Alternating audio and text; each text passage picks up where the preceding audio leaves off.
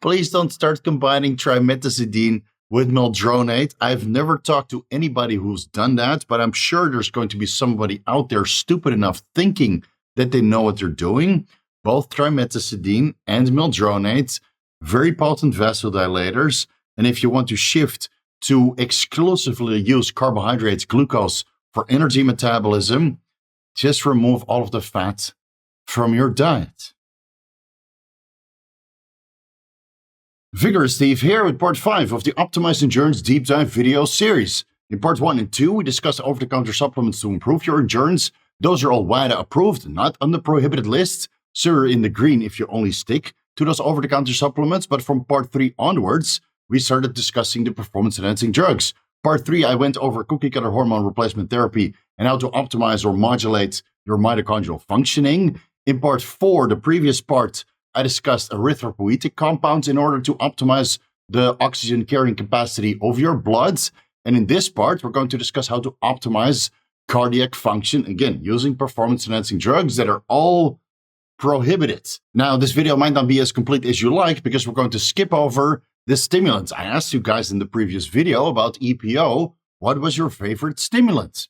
I got no reply. So we're going to skip over those and maybe save those for a video about how to optimize the central nervous system, which will have some overlap into cardiac functioning. But this video I only want to focus on the beta blockers, the beta-2 adrenergic receptors, and the anti-ecemic or anti-anginal metabolic modulators. Before we do, please like the video, leave a comment for the algorithm, and consider subscribing if you haven't already. If you want to support the channel, you can do so by either joining the YouTube or Patreon memberships where you can vote for upcoming deep dives, or join the weekly Vigorous Q&A, which is always on Saturday. Keep in mind, if you start messing with your cardiac function, you owe it to yourself to do some imaging, whether that's an electrocardiogram or an echo or an ultrasound or an MRI or CT angiogram, right?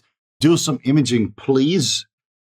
Please, guys, for the sake of your own heart, if you start messing with it, either by a beta-2 blockade or beta-2 activation, you might be altering your heart rate and your blood pressure downstream. So do your due diligence and get diagnosed. If there's something underlying, you're probably going to make it worse by taking any of these medications. So let's get started with Nebivolol, which is prohibited at all times. It's classified under the P1 beta blockers of the WADA prohibited list of 2023. Nebivolol is there, Propranolol is there, and there's a ton of other beta blockers that you could potentially choose from, even though they're all prohibited, obviously. So we're only going to go over Nebivolol and Propranolol. Those are the ones that I have personal experience with and guided people throughout their use of these beta blockers. Keep in mind that Nebivolol technically is a selective beta receptor modulator, similar to SARMs or SERMs. Nebivolol uniquely blocks the beta-1 receptors, which are predominantly found on cardiac muscle, while simultaneously activating the beta-3 receptors, which are found in the vascular system, and thus increase overall nitric oxide content of the bloodstream and helps to modulate blood pressure to a great extent. At the same time, blocking the beta-1 receptors, reducing the heart rate, also improving blood pressure management. So it's a dual action medication in this sense. Nebivolol has a half-life of 12 to 19 hours, so once per day administrations is more than sufficient because there's some overlap until the next day. The effective dose can range anywhere between 2.5 to 10 milligrams upon waking every single day. Beyond 10 milligrams Nebivolol, the beta-1 receptor sensitivity is lost and it starts overlapping into the beta-2 receptors. So you have blockade of the beta-1 and beta-2. So don't combine Nebivolol with Clenbuterol or Salbutamol if you're going over a 10 milligram administration. But I've found that most athletes which have a increased heart rate for longer periods of time during endurance work and requiring a lot of stamina boost, that less is more. Once you start using more than 2.5 milligrams, 5 milligrams might still be okay, again, depending on the sport that you're currently following and performing.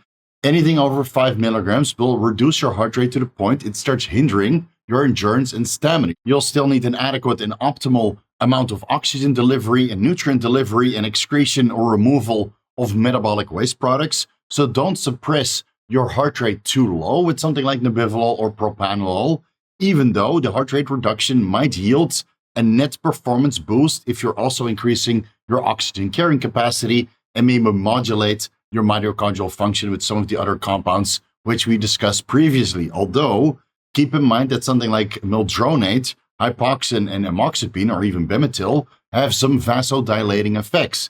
And also, Nebivolol has some vasodilating effects. So there's some overlap here. I've used them both in combination, but that was purely to improve my overall strength for the ultimate hypertrophy signal for bodybuilding purposes. Nebivolol, the biological effects and functions if used under medical conditions, medical settings, is heart rate reduction and blood pressure regulation, but it can also be used to reduce anxiety or reduce performance anxiety because Nebivolol works by blocking the effects of adrenaline on the heart. And then anything related to anxiety, whether those are tremors or increased heart rates or nervousness, that all comes down. And that's why Nebivolol or other beta blockers are also popular with sports revolving around hand-eye coordination, like archery, for example, or darts. And even though some of the ball sports require a good amount of hand-eye coordination, like basketball, soccer, American football, the use of beta blockers there is generally not recommended because you need a lot of sprints and a lot of running around the field. And in this case, even a low dose of 2.5 milligrams Nebivolol or another beta blocker might lower your overall performance and explosive power, even though the reduction of sympathetic drive post-workouts is so stellar with Nebivolol or other beta blockers, and this effect can tremendously shorten the amount of time that you need to transition from your sympathetic nervous system, the fight or flight state, into your parasympathetic nervous system, the rest and digest state.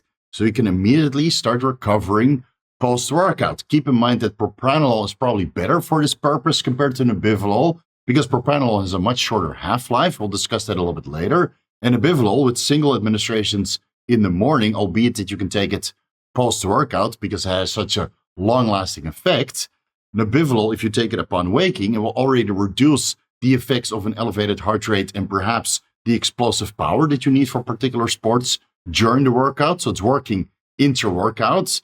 But as soon as you stop the workout by blocking the effects of adrenaline, you start recovering. You get into the parasympathetic nervous system. Highly beneficial. I found that Nebivolol, again, for explosive power required for bodybuilding purposes, it's highly beneficial. It kept my heart rate in check during those heavy and strenuous leg days, allowing me to shorten the rest time in between sets. And thus, I could train at a much higher capacity and much less time in the gym because otherwise my workouts would last about 2 hours, 2.5 hours, and everything over 1.5 hours and 90 minutes would slowly but steadily increase my cortisol level. So due to the use of Nebivolol, I could keep my leg days under 1.5 hours and not get into this supposedly catabolic state of elevated cortisol levels. So there is some overlap with sports that require explosive power, bodybuilding, strongman, strength sports, MMA, or other fighting sports, right? You might not get the most amount of bang for your buck by blocking the beta-1 receptors with Nebivolol, whether that's a low dose or the medical dose of up to 40 milligrams. But with endurance sports, where you don't have so much instances of requiring explosive power, besides maybe at the start of the race and at the end of the race when you want to overtake your competitors, besides those two instances with a couple in between, you probably don't have so many instances of explosive power requirements, and thus Nebivolol can keep your heart rate down, but still have a favorable effect on oxygen delivery, nutrient delivery, and the removal of metabolic waste products. Moving over to Propranolol, which is also prohibited, also included in the World Anti-Doping Agency prohibited list of 2023 under P1 beta blockers. Duh, it's a beta blocker after all. But the difference between Nebivolol is that Propranolol is a non-selective beta blocker. It will both block the beta-1 and the beta-2 receptors on cardiac muscle, but it will not activate the beta-3 receptors found in the vascular system. So you'll have less of blood pressure management compared to Nebivolol, right? So you have to select what you want because Propranolol has two iterations. It has a immediate conventional release and an extended release. The immediate release has a half-life of 4 to 5 hours. So you can take this post-workout for the benefits regarding your central nervous system and bring you into the parasympathetic nervous system faster, allowing increased recovery. And you have extended release, which has a half-life between 10 to 20 hours, which is actually longer than Nebivolol. But because it's a non-selective beta blockers, I would prefer people to use Nebivolol over extended release Propranolol. So keep that in mind. The conventional dose is anywhere between 10 to 160 milligrams. I would lean more towards lower end dosages. Again, you have to think about your performance and endurance in the long run. Even with a 4 to 5 hour half-life, a little bit might still be active the next day for consecutive workouts.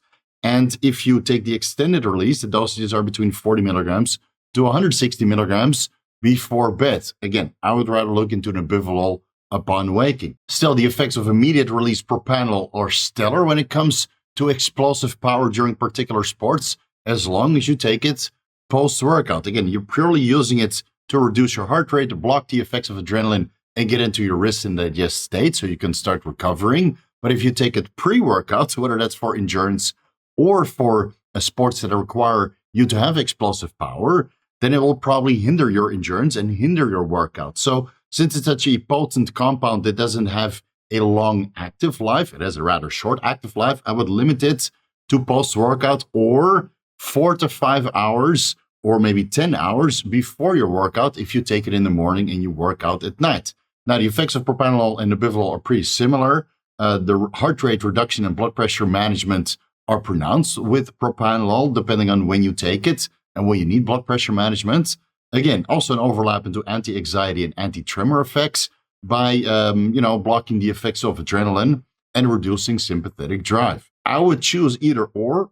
Experiment with it for, let's say, a month in duration, whether that's 2.5 milligrams Nebivolol upon waking for 2 weeks and then 2.5 milligrams post-workout to see how much of an overlap and beneficial effect you have regarding your endurance, stamina, or perhaps a reduction or improvement of explosive power. And then you try the same thing with propranolol, 2 weeks in the morning, then 2 weeks post-workout. See which of these protocols, which of these beta blockers are beneficial for your endurance, stamina, explosive power, and overall recovery. Unfortunately, there's no one way, no cookie-cutter protocol for beta blockers like Nebivolol or propranolol. You'll have to experiment a little bit for yourself because some people respond very well to beta blockers, like I do, and other people don't respond well to it at all. And when you start looking into drug overlap and drug interactions, then Nebivolol or propranolol might be a good idea or not be a good idea, depending on what other compounds you're taking currently. Moving over to Trimetazidine. Also prohibited at all times, included in the WADA prohibited list of 2023 under 4.4 metabolic modulators. Trimetazidine is an angina pectoris medication. So if you have chest pain associated with blood flow restriction to the heart, the trimetazidine can actually improve blood flow to the heart because it's an anti-ischemic, anti-angina medication. It's a very potent vasodilator, and it works by inhibiting the long-chain 3-ketoacyl coenzyme A thiolase enzymes, which is involved in the beta oxidation of fatty acids. So similar to mildronate, and please don't start combining trimetazidine with mildronate. I've never talked to anybody who's done that, but I'm sure there's going to be somebody out there stupid enough thinking that they know what they're doing. Both trimetazidine and mildronate, very potent vasodilators. And if you want to shift to exclusively use carbohydrates, glucose, for energy metabolism, just remove all of the fat from your diet. Please, right? I've never talked to anybody who combined these medications. Caution is advised. Again, it's a very potent vasodilator. Don't be stupid. So by blocking this enzyme, the 3-ketoacyl coenzyme A thiolase enzymes, trimetazidine reduces the oxidation of fatty acids and promotes the oxidation of glucose instead. And thus, your oxygen requirement goes down because glucose oxidation requires less oxygen compared to beta oxidation of fatty acids. So this way, you can improve your stamina and improve blood flow to the heart through the use of this trimetazidine medication. Again, keep in mind that it's a very potent vasodilator, so you shouldn't combine it with something like oral or injectable adenosine triphosphate or injectable adenosine monophosphate, or ICAR for that matter, also a very potent vasodilator. And caution is advised when you start combining that with mildronate, bemethylhypoxin, and amoxapine, or even Nebivolol, which again also has vasodilating effects. And just like propranolol, there's two versions of trimetazidine available. There's immediate release and modified release. The half-life of the immediate release version is between 5 to 6 hours. And with modified release, it's between 7 to 12 hours. So it's actually quite similar. I would lean more towards the immediate release, so you have a shorter window that it's active. You can actually time this around the workout. Personally, I haven't used trimetazidine. I haven't really talked to people that use it frequently, albeit that I had some consultations with guys with endurance sports that used it here or there. that a good response, but they prefer other drugs for vasodilating purposes. If you have used Trimetazidine yourself, please let us know your anecdotal experience down below in the comment section. So the effective dose is based on the medical literature. Immediate release is, let's say, 20 milligrams upon waking, pre-workout, and pre-bed, 3 times per day. But probably if you want to use this for performance-enhancing benefits, I would say directly before activity would be the most favorable. Let's say an hour or 30 minutes based on its short, immediate release half-life. And then the modified release would be 35 milligrams upon waking and pre-workouts, albeit that, again, I haven't really talked to anybody who used the modified release. The biological functions and effects of Trimetazidine includes improved energy metabolism by inhibiting the fatty acid oxidation and thus improving glucose oxidation, reducing the oxygen demand that you have to improve your endurance and stamina during long-distance sports. Besides that, the delay of fatigue, that's a little bit of a stretch because the reduction of metabolic waste products should allow your heart to train at a higher capacity for longer, right? Reducing the oxygen demand, reducing the metabolic waste products, improving the excretion of metabolic waste products from the heart through its vasodilating effects, and thus the overall endurance, stamina, and delay of fatigue improves quite substantially.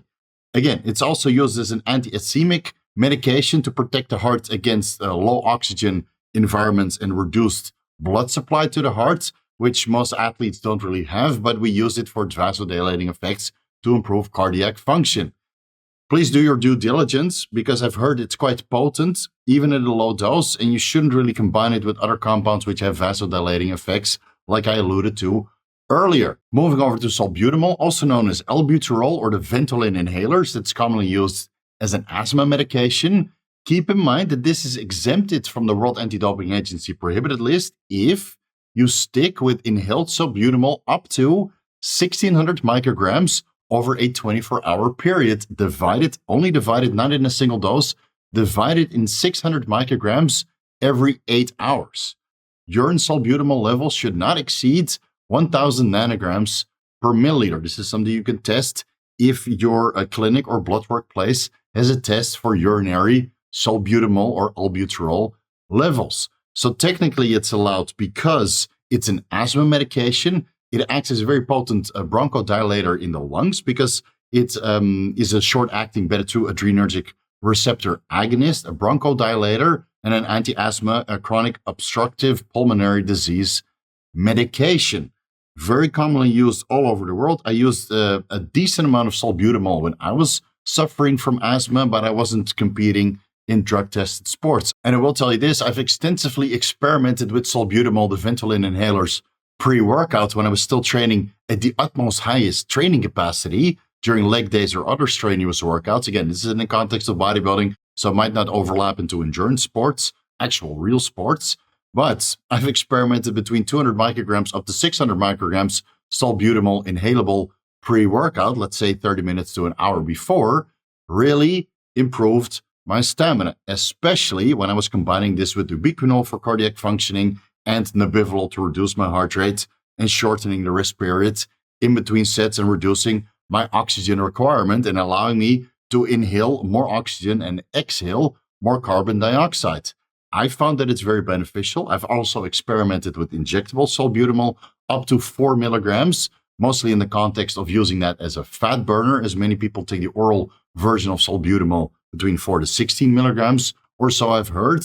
But in the context of improving your endurance over longer periods of time, there is something to say for it if you can do more frequent administrations because the half-life is only 3.8 to 6 hours. So you need to dose this multiple times if you have a very long sport that you need to perform in, like cycling, for example, or swimming or long-distance running. You need to dose these at lower dosages, circumventing the prohibited list. So if you can dose it 600 micrograms every 8 hours, if your race lasts, over 8 hours, so maybe at the start and somewhere towards the end, if it's a 10-hour, 12-hour race, which, if you do a marathon, might be happening, very, very beneficial. I'll tell you that. Yeah, I've talked to several people who swear by oral Salbutamol, even though technically it's only allowed in the inhalable version. Although I'm not sure that the testing equipment from WADA USADA can discriminate between the inhaled version and the oral version or the injectable version. So you have to proceed with caution if you're subject to drug testing. The effective dose from a personal experience and talking to several endurance athletes seems to be anywhere between 2 to 4 milligrams upon waking and pre-workout, so that's 2 times per day if you take it orally. The injectable version, 1 to 2 milligrams, up to 4 milligrams if you're crazy like I am, pre-workout, so that's about 30 minutes to 1 hour pre-workout. And inhalation can be anywhere between 200 to 400 micrograms, upwards of 600 micrograms. As needed, could be multiple times per day. Again, if you want to stick within that 8-hour window, or directly pre-workout to improve bronchodilation and improve your stamina that way, right? The biological functions and effects are, well, bronchodilation, increased metabolic rate. Keep in mind that salbutamol has been reported to have thermogenic properties, which might slightly increase your body temperature and metabolic rate, and can potentially enhance energy expenditure and fat oxidation, albeit that's mostly observed at much higher dosages. Again, up to 16 milligrams per day. And again, a little bit of caution is advised here, because if you start increasing the dose of salbutamol anywhere over 4 milligrams per serving, it's probably going to hinder your endurance because your heart rate is going to go way too high, right? The fat oxidation, the energy expenditure, all might have a negative effect on your endurance or stamina, depending on the sport that you follow. I prefer 4 milligrams injectable because, again, the bursts of energy are quite high, but I don't train for endurance if I'm training for bodybuilding or strength. But I would say in this context, a slightly higher dose of salbutamol goes a very long way because it activates the central nervous system. And if you require explosive power, again,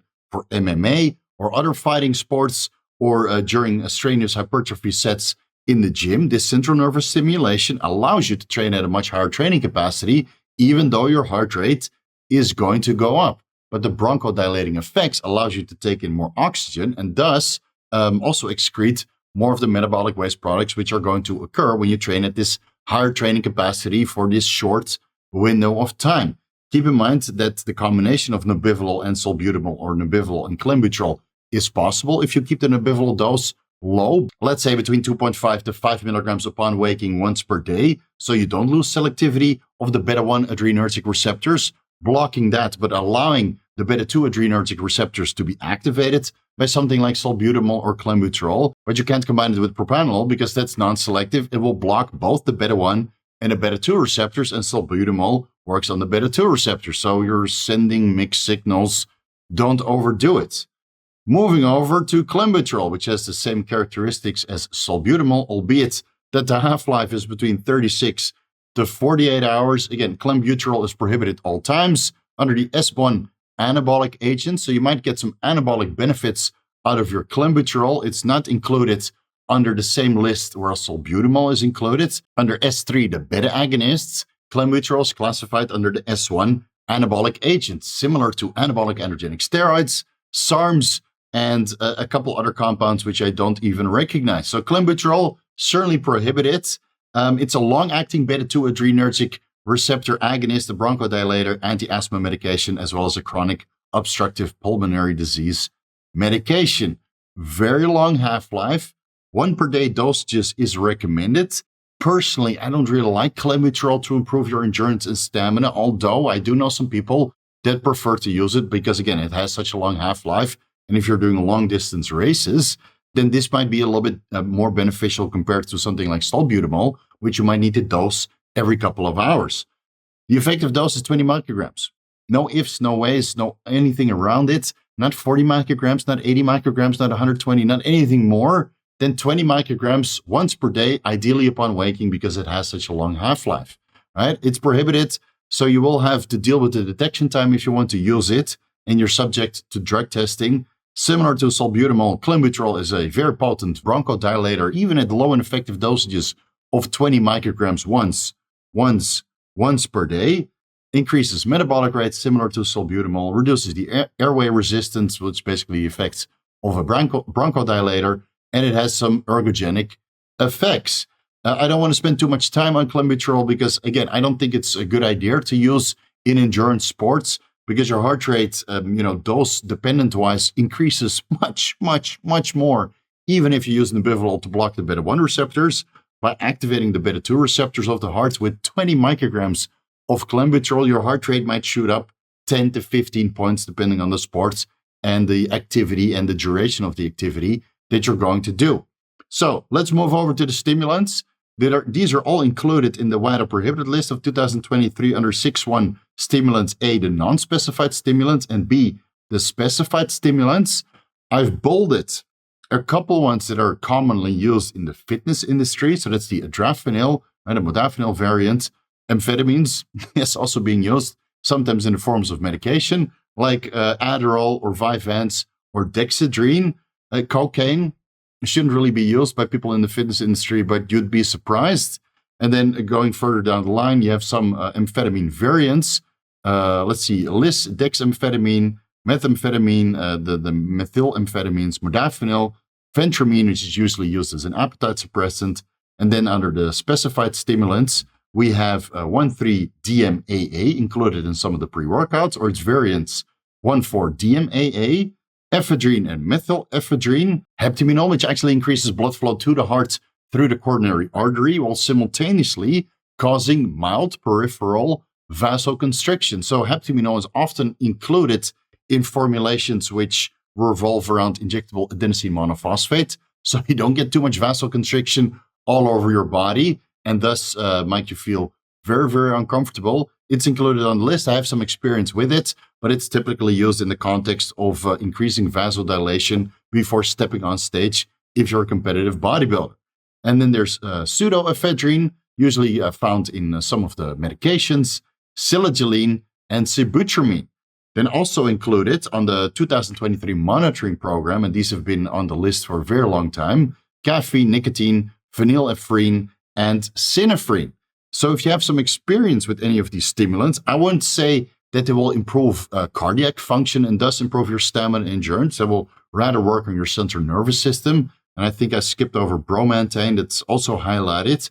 So all of these rather work on the central nervous system. If you would like me to make a dedicated video about how to optimize the central nervous system, besides alpha GPC and some of the other over-the-counter supplements which we mentioned in part 1 and 2, if you want me to deep dive into these stimulants, which are all banned and all not approved and can also be found on a 5-panel drug test if the cops pull you over or ask you for a drug test.